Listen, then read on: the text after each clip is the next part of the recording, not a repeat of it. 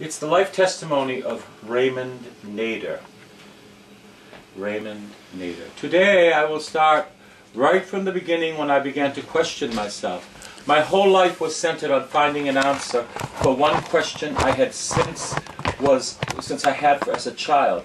My grandfather was a priest, an Orthodox priest. One day I was helping my grandfather in baking the wafers for Holy Communion. I was only 5 years old. I asked him, "What do you do with these wafers?" He said, "I take them to church, I put them on the altar, I pray.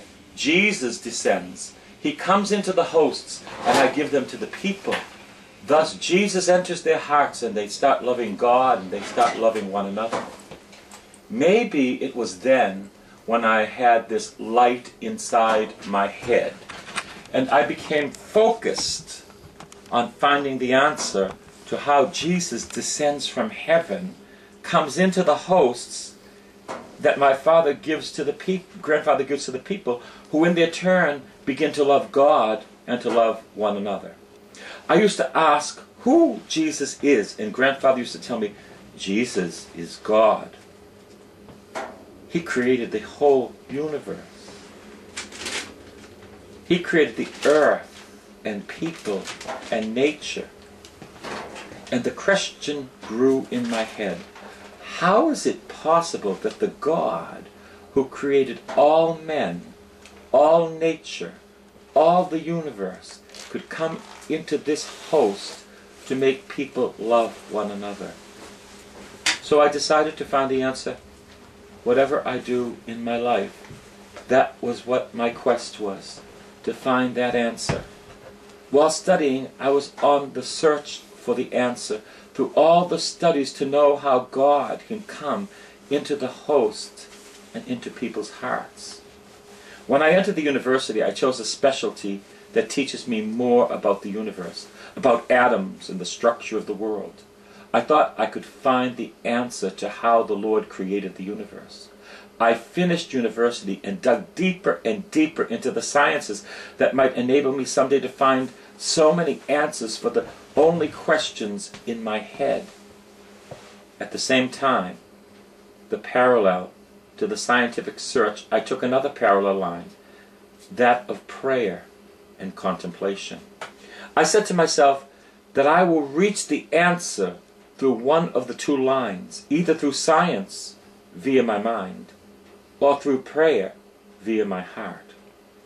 Beginning in 1985, I used to take 3 months yearly between September and November. I would isolate myself in a distant place. I would pray all night long and contemplate in order to know as much as possible in my head about the secrets of this universe and about how to build the closest relationship with God. Since 1985, I used to take a 3-month period between September and November. I would isolate myself in a distant place, pray all night long, and contemplate in order to know as much as I could in my head about the secrets of the universe and how to build the closest relation with God. Since 1985, I used to spend some time in prayer and contemplation in a way different than that of others. In the day, I work normally. In the afternoon, I take care of my family. At night, when I am no longer needed, I take the Holy Bible and 2 or 3 candles to pray in an isolated place at night. The first time was at St. George's Convent, an abandoned convent in the mountains. The following year was at Our Lady of Kala Convent. The 3rd year I came here to Anaya, and I began to pray in different places at night. Every year between September and November, this spiritual contemplation took place once a year for 3 months. At the end, I felt I was closer to God and that I knew Him more. I was cleaner and I felt more His existence. I felt this way I could continue to find the answer.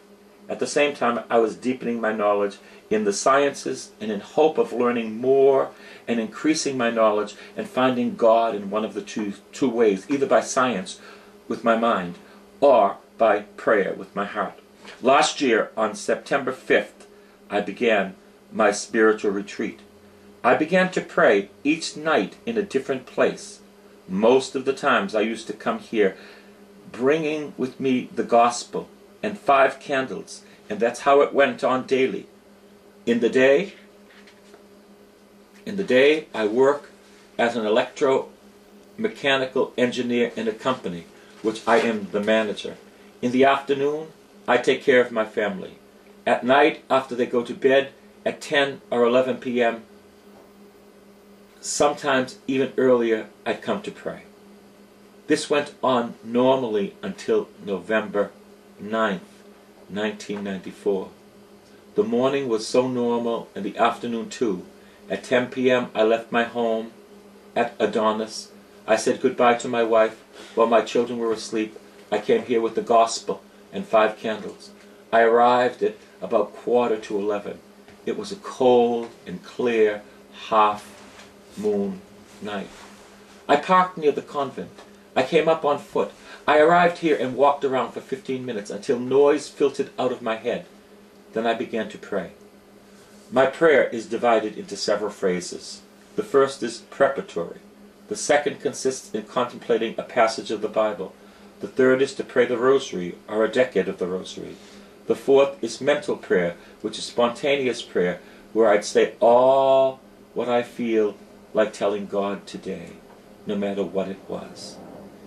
In the contemplation phase, I lie down on my back, crossed my hands, looked upwards toward the sky and the stars.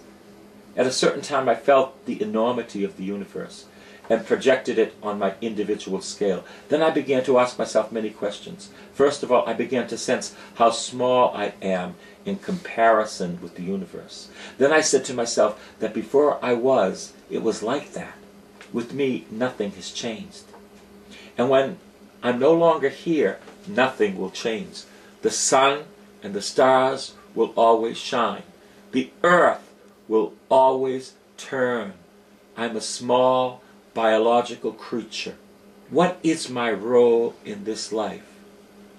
Am I here just like other creatures? What differentiates me from sheep? What differentiates me from a tree or other creatures?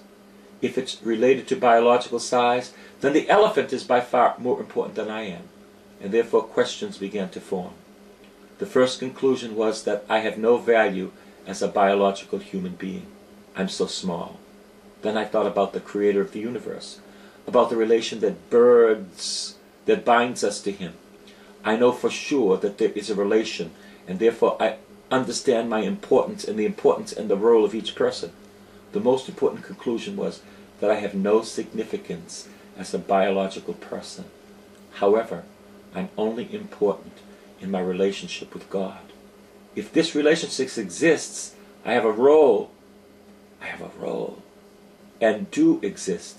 And if this relationship with God does not exist, then my existence has no longer any significance. At the end of such a contemplation, I used to ask God not to make me deny his existence in order to keep the meaning of my existence. By contemplating, I know my size and that of God and his love, and therefore my prayer will be more honest and from my heart. When I finished my contemplation, I knelt down, lit 5 candles in the form of a cross. My face was turned that way. I opened the Bible and I read. It was a parable, the parable of the